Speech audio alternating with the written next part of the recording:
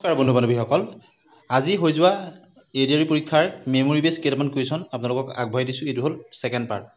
প্ৰথম কুৱেশ্যন, ৰহস্য সম্ৰাট ৰঞ্জু হাজৰিকাৰ প্ৰকৃত নাম কি? শংকৰদেৱৰ আইতাকৰ নাম কি আছিল? আটাইতকৈ পুৰণি বেদখন কি?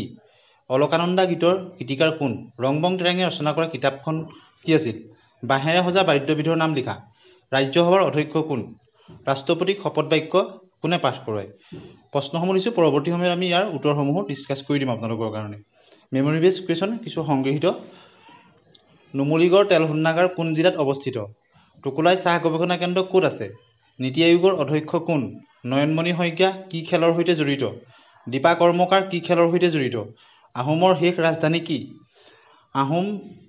অসমে কোন দুখন দেশৰ সৈতে আন্তঃৰাষ্ট্ৰীয় সীমা ভাগ কৰিছে? গ্ৰীণলেণ্ড কোনখন মহাদেশত আছে? গতিকে এনেধৰণৰ এইখিনি কুৱেশ্যন আহিছে বিভিন্ন কেণ্ডিডেটৰ পৰা। এইবিলাক আমি তেওঁলোকে কোৱা কুৱেশ্যন। গ্ৰীণলেণ্ড কোনখন মহাদেশত আছে? চেন্নাইৰ পৰা এখন বিমান গুৱাহাটী অভিমুখে আহি আছে। এই ক্ষেত্ৰত বিমানখন কোন দিশৰ অভিমুখে উৰিব?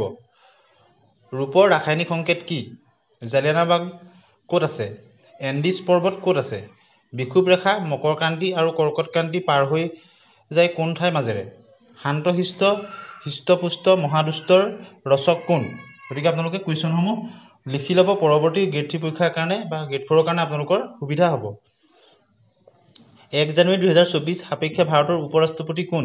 1 জানুৱাৰী 2024 সাপেক্ষে আমেৰিকাৰ ৰাষ্ট্ৰপতি কোন? 80ৰ পৰা 100ৰ ভিতৰত কিমানটা মৌলিক সংখ্যা আছে? বসুন্ধৰা আঁচনি কিহৰ লগত জড়িত? লায়ন অৱ মাইচ'ৰ নামেৰে কাক জনা যায়?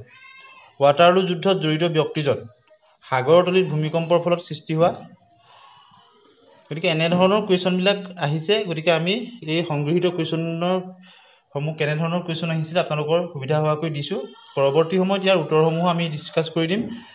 গতিকে সাগৰৰ তলিত ভূমিকম্পৰ ফলত সৃষ্টি হোৱা সাগৰীয় ঢৌক কি নামেৰে জনা যায়? দ্বিতীয় বিশ্বযুদ্ধৰ সময়ত অক্ষবাহিনীত কোনখন দেশ আছিল? ৰঙাত বগা ক্ৰছ কোনখন দেশৰ জাতীয় পতাকাত আছে? ভাৰতৰ আটাইতকৈ পশ্চিমত থকা ৰাজ্যখন কি?